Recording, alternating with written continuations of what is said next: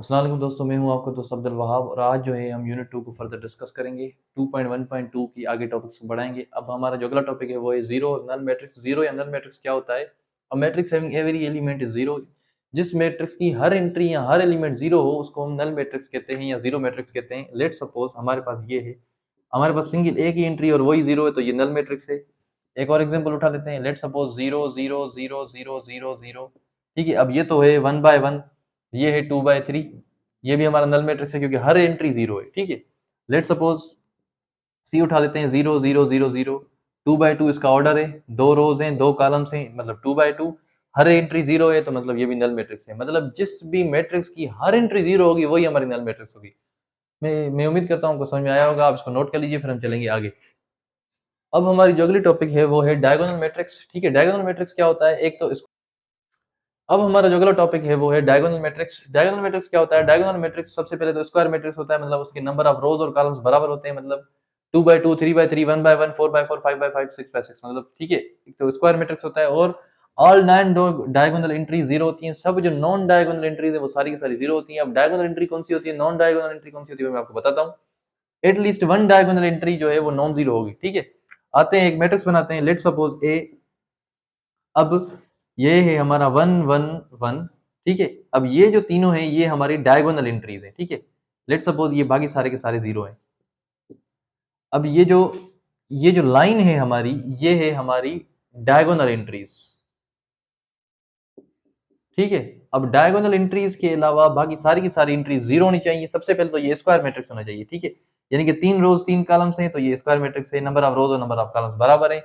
उसके बाद सारी की सारी नॉन डायगोनल एंट्रीज जो है वो जीरो होनी चाहिए और डायगोनल एंट्रीज में कम से कम कोई भी एक एंट्री नॉन जीरो जरूर होनी चाहिए। अब ये भी हमारा डायगोनल मैट्रिक्स है।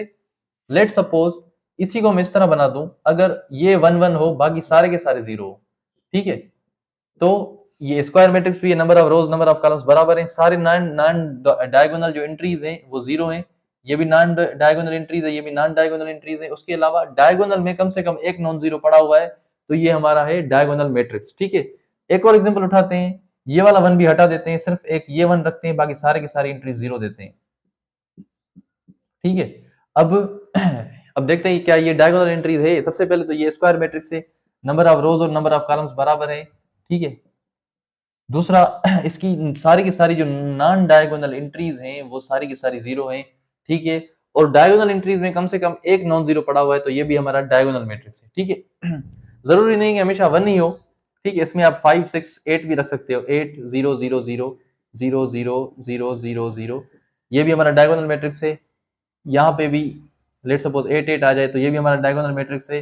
8 8 के बजाय यहाँ पे 7 6 आ जाए तो भी ये हमारा डायगोनल मैट्रिक्स है। ठीक है, इसमें मतलब कोई भी ऐसी डिपेंडेंसी नहीं है कि वो सेम होना चाहिए, सिर्फ 1 1 हो, 8 8 हो, कुछ भी हो, 1 2 3 1 5 4 1 6 9 कुछ भी हो सकता है। ठीक है, तो अब आप इसको नोट कर लीजिए, फिर हम चलेंगे आगे। अब हमारा जो अगला टॉपिक है वो है स्केलर मैट्रिक्स। ये क्या होता है? यानी कि एक ऐसी डायगोनल मैट्रिक्स जिसमें सारे के सारे डायगोनल एंट्रीज जो है वो बराबर हो। लेट सपोज अब ये 4 5 6 और ये 0 0 0 0 0। ठीक है, अब ये हमारा एक डायगोनल मैट्रिक्स है, इसमें diagonal entries non non zero है, बाकी सारे के सारे जीरो हैं और स्क्वायर मैट्रिक्स है। ठीक है, लेकिन ये हमारा स्केलर मैट्रिक्स नहीं है। स्केलर मैट्रिक्स हमारा ये तब बनेगा जब इसकी सारी की सारी डायगोनल एंट्रीज सेम होंगी, मतलब 4 4 4 हो, या तो सारी की सारी 5 5 5 हो। ठीक है, या तो सारी 6 6 6 हो, या तो सारी 1 1 1 हो। ठीक है, जीरो नहीं होनी चाहिए, नहीं तो फिर ये नल मैट्रिक्स हो जाएगा। ठीक है, मतलब अगर डायगोनल एंट्रीज तीनों की तीनों सेम है, एक ही है, तो उसको हम कहते हैं स्केलर मैट्रिक्स। एक और एग्जांपल ले लेते हैं। लेट सपोज ए ए ए और बाकी सारे 0 0 0। ठीक है, सबसे पहले तो ये स्क्वायर मतलब डायगोनल होना चाहिए। डायगोनल का मतलब है ये स्क्वायर होना चाहिए। अब number of rose number of columns बराबर है, 3 3/3। ठीक है, नॉन डायगोनल एंट्रीज सारी की सारी जीरो होनी चाहिए और डायगोनल एंट्रीज में कम से कम एक नॉन जीरो जरूर होना चाहिए। अब इसमें ए है, लेकिन डायगोनल एंट्रीज तीनों की तीनों सेम होंगी, इक्वल होंगी, तो ये स्केलर मैट्रिक्स होगा। तो ये हमारा स्केलर मैट्रिक्स था। अब आप इसको नोट कर लीजिए, फिर हम चलेंगे आगे। अब हमारी जो आगे की टॉपिक है वो यूनिट और आइडेंटिटी मैट्रिक्स। ठीक है, यूनिट और आइडेंटिटी मैट्रिक्स क्या होनी चाहिए? एक डायगोनल मैट्रिक्स हो जिसका हर एक डायगोनल एलिमेंट जो है वो 1 के बराबर हो। ठीक है, लेट सपोज ये भी हमारा डायगोनल मैट्रिक्स है। ठीक है, आते हैं आगे।